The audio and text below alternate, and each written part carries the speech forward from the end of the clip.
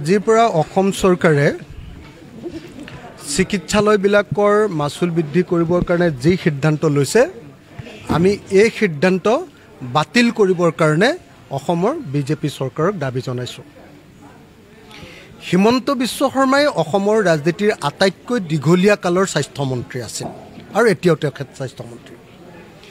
তেখেত স্বাস্থ্যমন্ত্ৰীত্বৰ কালত অসমৰ কোৱালিটি হেল্থ কেয়াৰ সাৰ্ভিস একেবাৰে বৃদ্ধি পোৱা নাই। তেখেতৰ স্বাস্থ্যমন্ত্ৰীত্বৰ কালত এতিয়ালৈকে আমি গুণগত স্বাস্থ্য সেৱা লাভ কৰা নাই।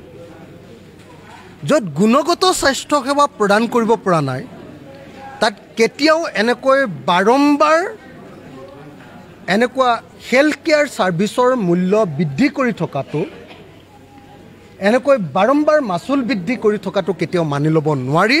আৰু সেইকাৰণে অসমৰ মুখ্যমন্ত্ৰী আৰু অসমৰ স্বাস্থ্যমন্ত্ৰীক আমি আজি যি স্বাস্থ্য বিভাগৰ হস্পিটেলবিলাকত যিবিলাকৰ মূল্য বৃদ্ধি ঘটোৱা হৈছে, ক'ৰবাত প্ৰৱেশ মাচুল বৃদ্ধি কৰোৱা হৈছে, আপোনাৰ টেষ্টৰ মাচুল, ব্লাড টেষ্টৰ মাচুল বৃদ্ধি কৰোৱা হৈছে, MRI কৰাৰ মাচুল বৃদ্ধি কৰা হৈছে, এই আটাইবিলাক যিবিলাক মাচুল বৃদ্ধি কৰা হৈছে এইটোক বন্ধ কৰিবৰ কাৰণে আৰু অসমৰ স্বাস্থ্য সেৱাৰ মান উন্নত কৰিবৰ কাৰণে দাবী উত্থাপন কৰিলোঁ।